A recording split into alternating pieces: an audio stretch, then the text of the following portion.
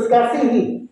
Dalam bacaan Injil yang sangat panjang ini, saya akan berusaha untuk menyingkatnya atau membuat cerita ini menjadi pendek. Ada seorang bapak yang amat baik hati. Ia mempunyai 2 anak, yang sulung dan yang bungsu. Suatu ketika, anak-anak ini sampaikan kepada bapaknya, "Bapak, bagi kau harta kau untuk kami 2. Lalu bapaknya ini karena sangat baik hati, ia membagi harta kekayaan itu kepada 2 anak ini. Lalu anak bungsu ini, dia mau pergi ke daerah lain. Dan dia membawa semua harta yang diberikan kepadanya itu. Di sana dia kasih habis. Dia punya harta kekayaan itu. Sampai-sampai ia melarat di sana, menderita di sana. Karena tidak ada apa yang ada dalam dirinya lagi. Lalu timbul penyesalan di dalam hatinya. Dia bilang, "Aduh, sapu bapak punya orang-orang banyak, orang-orang kerja banyak. Baik, kalau saya pulang ke sana sudah." Dia rencana begitu dan memang dia mau wujudkan itu. Jadi dia pulang kembali ke rumah bapaknya. Nah, saat dia pulang, hal yang menarik yaitu bapaknya tidak marah kepadanya. Dia bapak berdiri di depan pintu dan lihat, satu anak sebalik. Lalu ketika anaknya itu dekat, dia berlari, bertemu dengan anaknya itu, kemudian dia merangkulnya, dia peluk anak itu, menciumnya, dan bukan hanya mencium, dia bilang ke dia punya bawahan anak-anak buah di situ, kamu bawa juga yang terbaik baginya, kamu bawa cincin dan kenakan pada jarinya, kamu bawa sepatu, lalu kenakan pada kakinya. Lalu silakan bunuh babi kah, lembu di situ, lalu kita berpesta pora. Karena anakku yang hilang telah didapat kembali. Anak yang sudah mati ini sudah hidup kembali. Inilah cerita yang baru saja kita dengar. Bapak Ibu saudara-saudari, Allah Bapa yang kita dengar hari ini adalah Allah Bapa kita yang ada di surga. Dia amat mengasihi kita semua orang berdosa ini. Saya juga orang berdosa. Jangan pikir pastor sana kudus salah. Tidak. Saya juga orang berdosa. Dan Allah amat mengasihi kita masing-masing. Kita telah membereskan harta kekayaan surga. Buktinya, kalau misalnya kita marah-marah, itu berarti kita sudah mengikuti ajaran iblis. Kita juga mungkin maki-maki, kita juga bertengkar, kita juga mencuri. Pokoknya segala tindakan kita yang tidak sesuai dengan kehendak Allah, itu kita seperti anak bungsu tadi yang memboroskan harta kekayaan Allah Bapa di surga. Dalam masa prapaskah ini, mari kita menyesal seperti anak bungsu tadi. Dan bukan hanya menyesal, kita harus datang kepada Tuhan, berlutut di hadapannya dan kita katakan, "Bapa, saya telah berdosa terhadap surga dan terhadap Bapa. Saya tidak layak lagi disebut anak Bapa. Jadikanlah saya sebagai salah seorang bawaan Bapa." Apakah di dalam masa prapaskah ini Anda dan saya telah datang bersujud di kaki Yesus ini dan mengatakan demikian?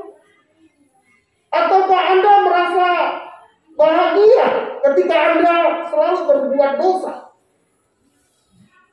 Mari kita mengecek pengalaman kita masing-masing. Kita mulai dari Bapak dan Mama. Bapak, Mama, kalau anakmu berbuat salah,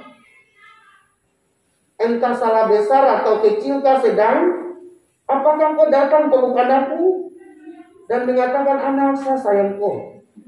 Ataukah Bapak dan Mama menindas anak itu? Kalau Mama maki dia dari ujung ke ujung, bicara dia dari ujung ke ujung, dan kalau tidak puas Mama biasa pukul lagi anak itu. Kalau bapak-bapak kadang tidak banyak bicara, tapi kalau dia sudah marah, pasti dia pukul anaknya yang bersalah itu. Apakah bapak dan mama melakukan demikian atau mencontohi teladan Allah Bapa kita yang amat murah hati ini di dalam hidupku? Bapak mama siapa yang mengampuni anaknya ketika anaknya berbuat salah dan dia tidak pukul? Angkat tangan. Adakah? Tidak pukul, tidak marah juga. Bilang anak saya sayangku. Begitukah? Ataukah bagi dia? Lihat dia di situ kejar dia. Padahal tadi di dalam bacaan itu kita dengar ayah itu melihat, kemudian ketika anaknya ada dia lari. Lalu setelah ketemu langsung peluk dia, aduh saya sayangku sekali. Kalau Bapak dan Mama dan saya, kita belum bertindak seperti yang Allah Bapa buat tadi, kita masih jauh dari kerajaan Allah. Jadi stop sudah gaya-gaya kalau belum bisa melakukan apa yang Allah Bapa buat yang kita dengar hari ini.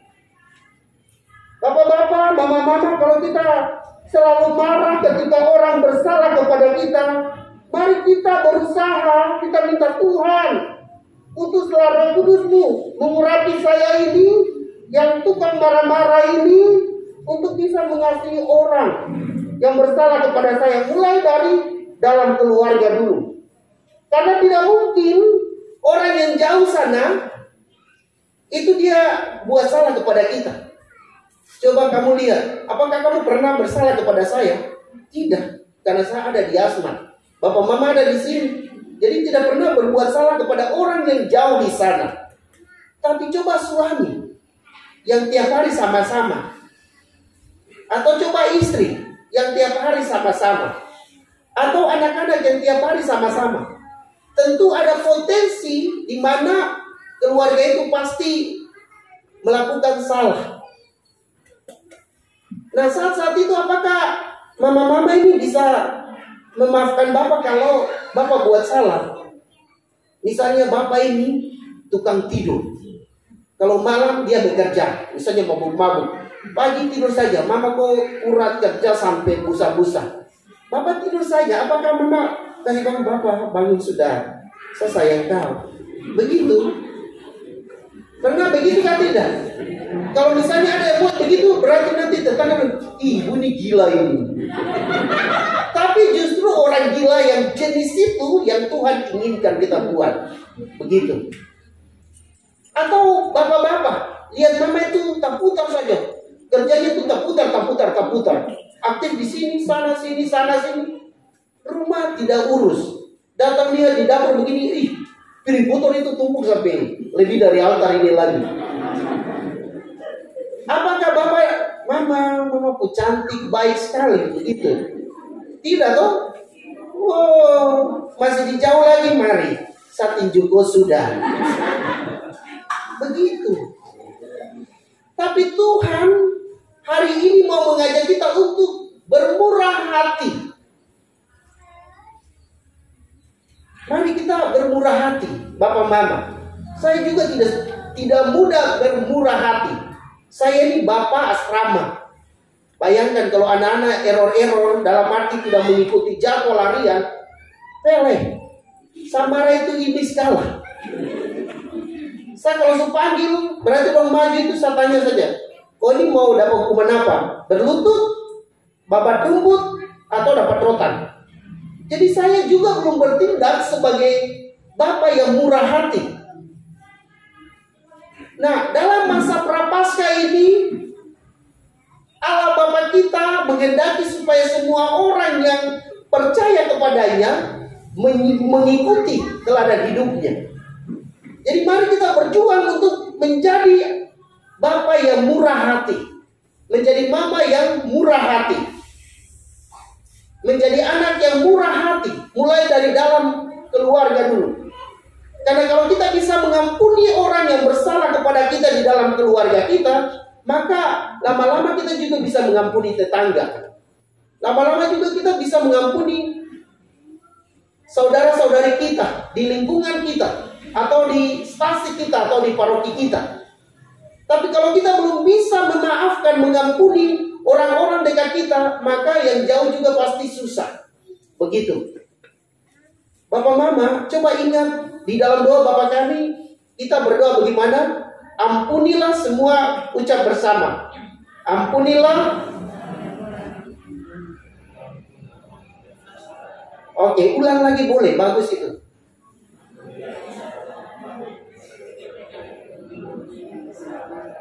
Macam ada yang ucap kecil-kecil saja. Coba besar sedikit. Ampunilah kami seperti kami pun mengampuni orang yang bersalah kepada kami. Siapa yang tiap hari doa Bapa Kami? Bapak Mama, ada yang setiap hari doa Bapa Kami? Ada. Sulaksanakan kah belum? Ampunilah ini. Ampunilah orang yang bersalah kepada kami ini. Sudahkah belum? Saya belum juga. Mari kita berjuang. Iya toh? Jawab saja susah sampai. Padahal Tuhan tahu, dia Gunawan sini. Dia bilang sudah tapi belum. Dia suami sendiri belum ampuni baru. Oke, Bapak Mama, mari kita berjuang untuk mengampuni orang yang bersalah kepada kita. Mengapa? Karena Tuhan sudah mengampuni dosa-dosa kita. Tuhan sudah lebih dahulu mengampuni dosa-dosa kita, Bapak Mama dan saya. Maka kita juga mesti mengampuni orang yang bersalah kepada kita. Ingat bacaan lain itu dikatakan begini. Ada seorang yang berhutang kepada raja. Dia hutang itu besar sekali. Lalu satu saja datang bilang, aduh Tuan Raja, saya tidak mampu bayar hutang. Jadi tolong ampuni saya kan. Lalu raja itu memberi pengampunan. Dia bilang, saya hapus kau punya hutang kepada saya itu. Lalu orang yang diampuni ini, dia pergi lagi. Dan ada orang ketiga yang berhutang kepadanya. Lalu dia lupa bahwa Tuhan sudah mengampuni dia. Dia pergi paksa orang ketiga itu untuk melunasi hutangnya. Dan orang ketiga itu bilang, aduh tidak bisa, saya belum mampu ini. Dan apa yang terjadi? Orang kedua yang mendapat pengampunan ini tidak mengampuni orang ketiga yang berhutang kepadanya. Lalu ada orang yang datang lapor kepada raja. Raja, orang yang kau kasih ampun itu dia tidak ampuni orang yang berhutang kepadanya. Dan apa yang terjadi? Raja itu marah. Dan dia suruh algojo datang menangkap orang itu dan menghukum dia. Bapak Mama, itu di dalam Injil. Jadi kalau Tuhan sudah ampuni kita, mesti kita mengampuni orang yang bersalah kepada kita. Kalau tidak, kamu mau ditangkap kan? Mau kan tidak? Tidak mau. Mau dihukum oleh Tuhan? Tidak mau. Kalau ada yang mau itu berarti Tuhan. Saya heran. Saya heran karena dia mau apa itu dihukum. Nah, mari kita berjuang supaya kita bisa mengampuni orang. Karena Tuhan sudah lebih dahulu mengampuni kita. Saya kalau bicara dari pagi ini sampai malam, tapi kalau Bapak Mama tidak jadi melaksanakan, sama saja. Jadi sekarang kita berjuang untuk mengampuni. Pulang dari sini langsung cari orang yang mungkin menyakiti dulu. Maaf saya sudah bersalah kemarin. Biar kita benar juga, maaf begitu. Jangan hanya datang dengar dia, baru pulang itu tidak laksanakan apa-apa. Wah, itu sama saja. Lebih baik kan sembahyang daripada tidak mampu melaksanakan sabda Tuhan. Bapak Mama, mari kita berjuang untuk melaksanakan sabda Tuhan. Barang siapa melaksanakan sabda Tuhan, dialah, Yesus bilang begitu, dialah Bapakku, dialah ibuku, dialah saudara-saudariku. Saya yakin kita semua ini mau menjadi saudara dan saudari, ibu dan bapak dari Tuhan Yesus. Maka lakukanlah firman Tuhan di dalam hidupmu. Semoga demikian.